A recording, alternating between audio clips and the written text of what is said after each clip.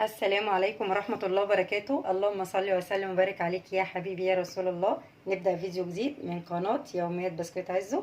متنسوش اللايك والاشتراك في القناة. نبدأ كده فيديو جديد. ان شاء الله نعمل كده الكشري المصري بمكونات بسيطة جدا. ممكن نعمله بأقل حاجة خالص، من كل نوع مكرونة حبة صغيرين حبة صغيرين ان شاء الله، والكمية ترمي معانا كتير. قبل ما نبدأ الفيديو ما تنسوش دعواتنا لاخواتنا في فلسطين، ربنا يا رب يفك كربهم. ودعواتنا برضو لطلابنا في الثانويه العامه، ان شاء الله نطمن عليهم يا رب ويعدي الفتره دي على خير. نبدا الفيديو بسم الله. معايا هنا الحمص برضو، معانا عدس بجبه، من كل حاجه شويه. معايا نوعين مكرونه، ممكن نحط اسباجيتي مكرونه وسط اللي هي الخواتم ديت، ممكن نحط اي نوع مكرونه موجود عندنا، ده اللي موجود عندي هنا. النوعين دول هنعمل بيهم. ومعايا شعريه، معايا شويه رز والثوم. هنفرم برضو شفشقين طماطم كده نعمل التسبيكه بتاعه الكشري. يلا نبدا الفيديو بسم الله. اول حاجه هحط العدس، هغسله كده وهحطه يعلق عليه على النار على طول، هو والحمص بميه سخنه كده. ومعلقه برضو معايا هنا على ميه للمكرونه. يبقى كده علقنا على الحمص يتسلق والميه المكرونه والعدس بجيبه برضو. هبدا احضر بعد كده البصله. هنا حطيت شويه زيت اللي احمر فيهم البصله، واخد منهم برضو اعمل الرز واخد منهم للمكرونه. بسم الله. هي بصلايه كده متقطعه، اي تقطيعه بقى، بس تكون رفيعه شويه، مش حاطه عليها اي حاجه ولا دقيق ولا نشا ولا اي حاجه، هي مع الزيت كده بتتحمر بتبقى جميله. هنا برضو لسه الحمص معايا على النار والعدس بجبه، فهحط دلوقتي المكرونه زي ما اتفقنا، اي نوع مكرونه موجوده عندنا. بسم الله. حاطه فيها معلقه زيت في الميه،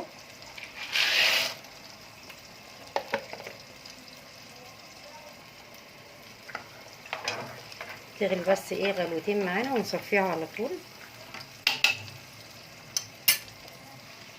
لحد البصله ما تتحمر. نبدا نعمل التسبيكه. الصلصه بتاعه الكشري حطيت كده معلقتين زيت، انا بعملها بزيت بس. هنزل عليها بفصين توم، اول ما يبداوا يتحمروا معايا كده، مش هخليها تغمق عشان طعمها مبقاش ممرر مش حلوه. اول ما يصفر التوم معايا هنزل على طول عليه بالكزبره الناشفه. هديها رشه كزبره ناشفه كده، تديها برضو ريحه حلوه قوي. تقليبه كده. بعد كده هنزل عليها بمعلقه خل، معلقه واحده مش هكتر، تديني برضو طعم حلو قوي في صلصه الكشري. بسم الله.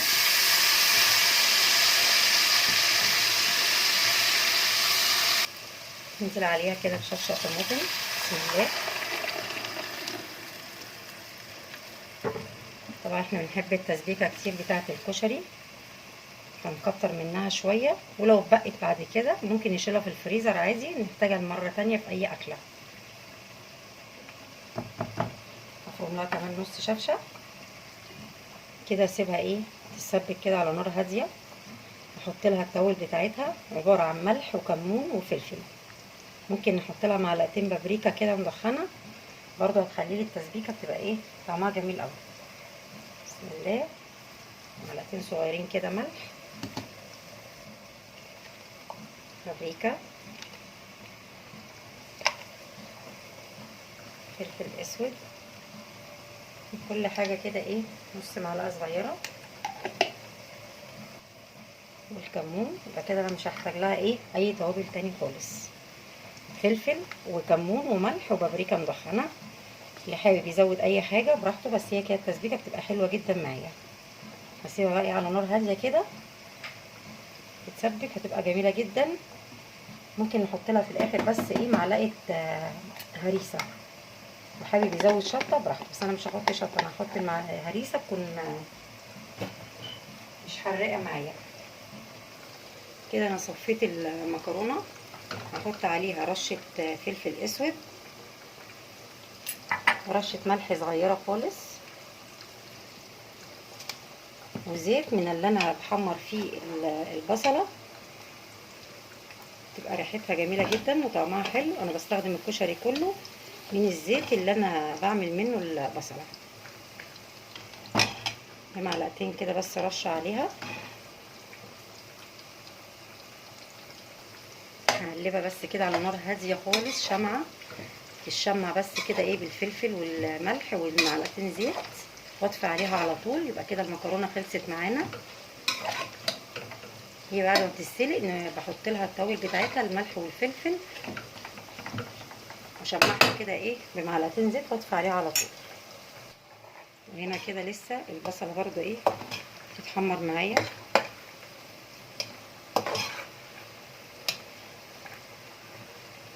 دي اكله سريعه كده واقتصاديه، ما فيهاش اي تكليف خالص. من كل حاجه ممكن ربع مكرونه، نص رز، ربع شعريه، نعمل غدوه جميله وبترمي كتير ما شاء الله. ولا لحوم ولا فراخ ولا اي حاجه، ولا نعطل نفسنا على حاجه معينه. انا عملتها كده على السريع عشان طول النهار هتاكلوا ايه اي حاجه، هتاكلوا اي حاجه، فرست في الاخر على الكشري. طبعا لو انا مرتبه له من بدري بنقع الحمص وقت طويل، العدس بجبه برده بنقعه شويه في ميه سخنه. بس طالما خدنا القرار كده في الاخر، قمت علقت عليه على طول، ما خدش وقت. كل حاجه على عين كده ما بياخدش وقت. وهنعمل برده ان شاء الله الحلو بتاعه دلوقتي، زي ما بناكله بره في المطاعم ونطلب بعدها الرز بلبن، هنعمل برده الحلو دلوقتي مع بعض. بس نخلص الكشري ان شاء الله، مش هياخد وقت. احنا خلاص خلصنا المكرونه والصلصه على النار، العدس بجبه اتسلق، الحمص خلاص برده فاضل له شويه صغيرين وخلاص. فان شاء الله مش هياخد وقت معانا. كده خلاص البصله اتحمرت معانا، نبدا نصفيها بس مش على مناديل، على مصفى، عشان البصله ما تطرش معانا تنشف وتبقى مقرمشه. نفرشها كده بس تنشف، عشان المناديل هتطريها مش هتخليها بصله مقرمشه معايا. من غير دقيق ومن غير نشا ومن غير اي حاجه. في نفس الزيت اللي كنت بحمر فيه البصله، طلعت البصله خلاص في المصفى، ابدا احمر شويه شعريه.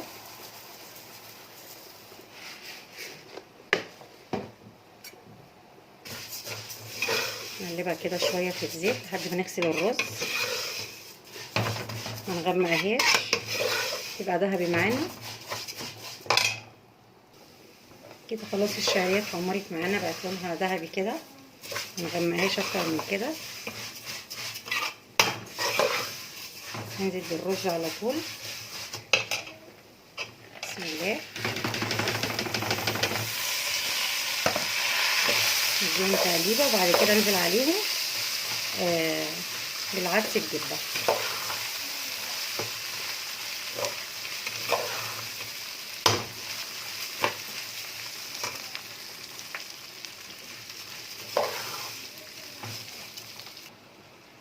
معلش التليفون فصل. نزلت كده بالعدس بعد ما سلقناه وادينا له شطفه. ما بنسلقوش سلق جامد، بنديله بس ايه نص سوا كده عشان بيكمل سواه مع الرز. وممكن نهريه برده ونسلقه جامد، بس مش هنحطه على الرز، هنسيبه بره الرز خالص، نضيفه على وش الكشري عند الاكل بس، اللي هو بيبقى ايه المهري قوي اللي احنا بنجيبه كده ايه على علب الكشري. ممكن كده وممكن كده، دي طريقه ودي طريقه برده. هنزل كده بالملح. بسم الله. رشه فلفل اسود يخلي برده طعم الرز حلو قوي. نديله تقليبه وننزل على طول بالميه ايه المغليه بتاعتنا. طريقته سهله خالص، ما فيهاش اي حاجه. دي برضو اكله من ضمن الاكلات السهله للعرايس.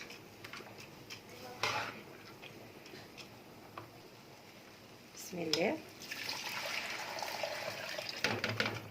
ميه بس ايه تغطيه، ما نكترش عشان ما يعجنش معانا.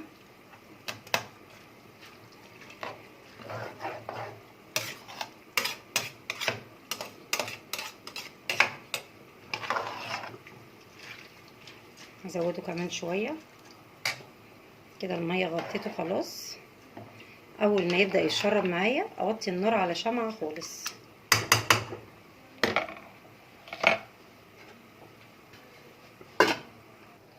كده الرز اتشرب معانا، وطينا عليه ما شاء الله جميل جدا.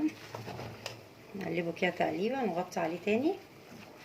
كل ده على نار هاديه بعد ما تشرب معانا.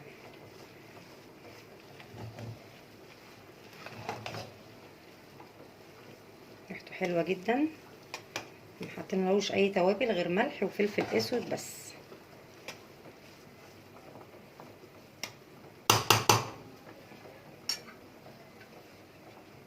هنا برضو التسبيكه لسه معايا على النار، مغطيه عليها ما شاء الله جميله جدا. هحط لها ايه معلقه هريسه، معلقه هريسه معايا. احطها لها كده ما شاء الله جميله جدا. 10 دقايق كده واطفي عليها على طول. لونها حلوه قوي. معلقتين البابريكا بتعزز لي لون اي تسبيكه عموما. اي تسبيكه بعملها للمحاشي للمكرونات لاي حاجه بتعزز لي لون التسبيكه، بتبقى جميله جدا وبتديها طعم برضو حلو قوي. البابريكا اللي هي المدخنه.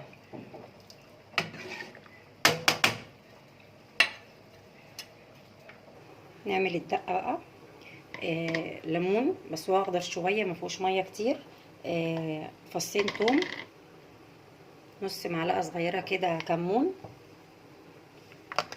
معلقه برضو خل، نص معلقه صغيره ملح.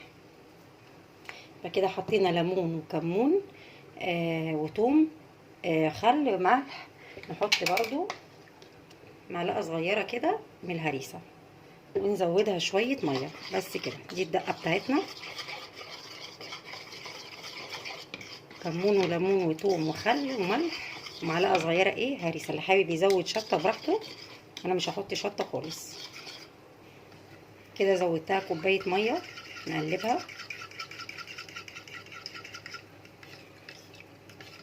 حطيت لها بس معلقه هريسه كده تديها برده طعم حلو قوي.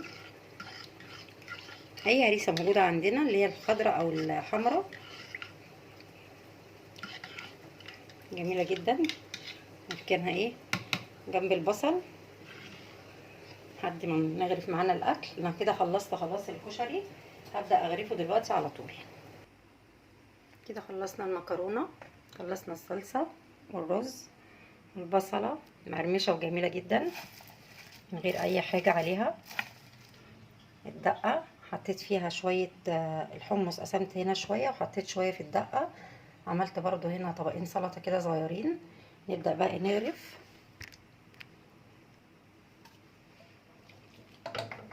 في ناس بتغرف الرز الاول وعلى وشها المكرونه. انا بحب المكرونه تكون تحت طبقه صغيره كده وعليها الرز. وكمان المكرونه ممكن طريقه الكشري بيبقى من المكرونه الاسباجيتي، بس انا ما عنديش فما وقفتش نفسي واشتغلت باللي عندي على طول. بسم الله. الرز ما شاء الله مفلفل وجميل جدا، حلو قوي. خلاص طفيت كده عليه. الرز بحبه يكون اكتر من المكرونه على وش المكرونه كده، بيبقى على وشها الحمص والبصله، بيبقى جميل جدا ما شاء الله. الطبق كده حلو قوي. برضو حطينا المكرونه من تحت.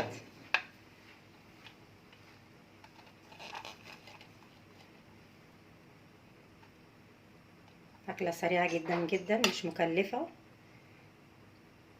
ما شاء الله. ما شاء الله التسبيكه جميله جدا. مش هزودها اي حاجه خالص، كده كفايه عليها خالص. اي حاجه مش هنحطها تاني ولا ميه ولا اي حاجه. هي كلها كده تبقى طماطم مركزه فيها. نرشها رشه كده على وش الطبق. ونحط برضو في اطباق تانية جنب الكشري. كده خلصنا الكشري. طريقه سهله جدا جدا مفيهاش اي حاجه خالص، ودي افكار برضو الغدوه كده على السريع. بدات كده احضر حاجه الرز بلبن. النشا معايا 6 معالق نشا. كوبايه رز غسلاها ونقعها شويه. حطيت هنا كده نص الحله ميه، وبغلي برضو اللبن معايا كله كده في وقت واحد. اول ما الميه تبدا تغلي معايا انزل على طول بكوبايه الرز فيها. كوبايه رز عليها كيلو ونص لبن او 2 كيلو لبن. لو كترنا رز نكتر كمية اللبن. انا هعمل هنا كوباية رز واحدة عليها كيلو ونص لبن. انزل كده بالرز بعد المية ما غليت. بسم الله.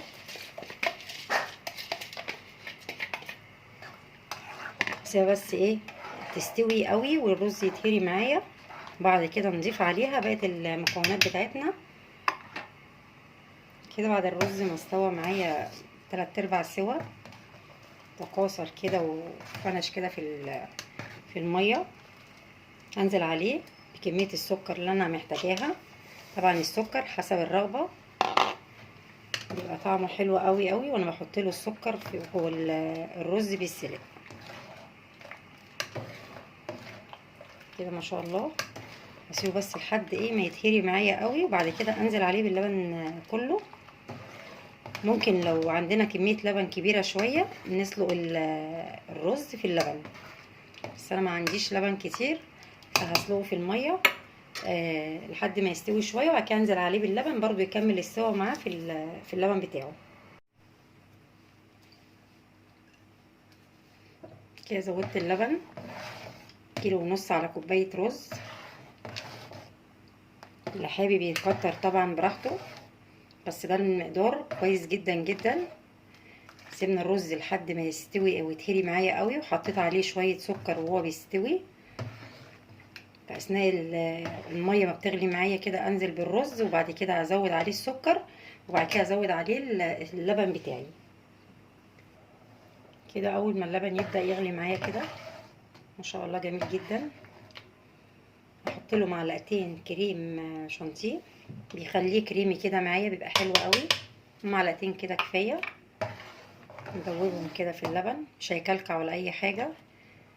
نقلبهم كده مع بعض، وممكن برضو نحطه مع النشا، بس انا مش بحب احطه مع النشا في الاخر عشان ما بلحقش اخد الطعم بتاعه.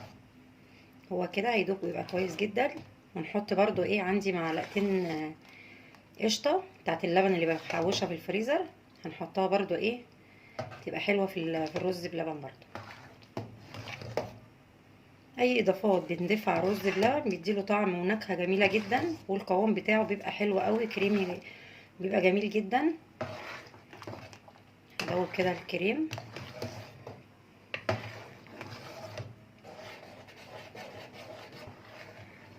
كده بعد ما دوبنا الكريم شانتيه هنزل عليها بمعلقتين قشطه. ممكن قشطه بقى نشتريها من اللبان، ممكن قشطه اللي احنا بنحوشها من وش اللبن.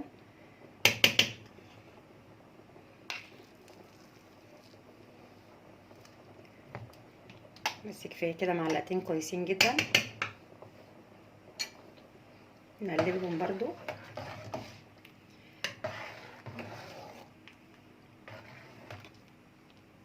هسيبه بس يغلي ايه شويه، بعد كده انزل عليه ادوب المعالق 6 معالق نشا، انزل عليها على طول باللبن.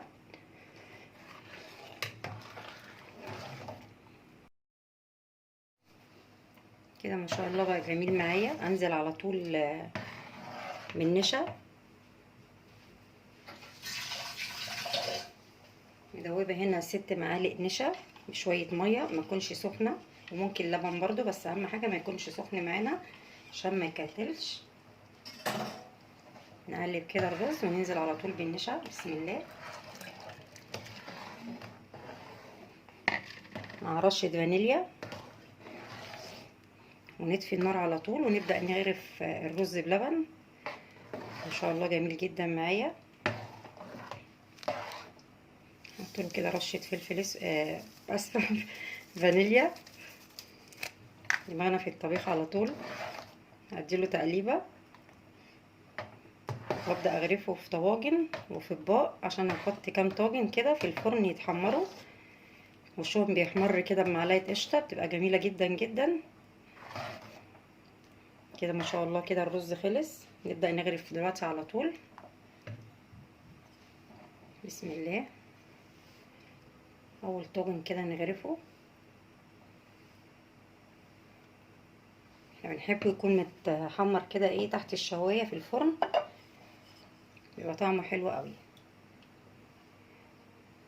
ممكن برضو اطباق عادي، مش لازم طواجن. نحطه كده في اي اطباق تخش الفرن يتحمر على طول. يبقى احنا كده عملنا ايه؟ رز بلبن، عبارة عن كوباية رز واحدة نسلقها قوي، وهي في اثناء ما بتتسلق نحط السكر. طبعا السكر حسب الرغبة براحتكم. وبعد كده ننزل بكمية اللبن، 1.5 كيلو من ال2 كيلو على كوباية رز واحدة. انا اسفة جدا التليفون كل شوية المساحة بتاعته تفصل.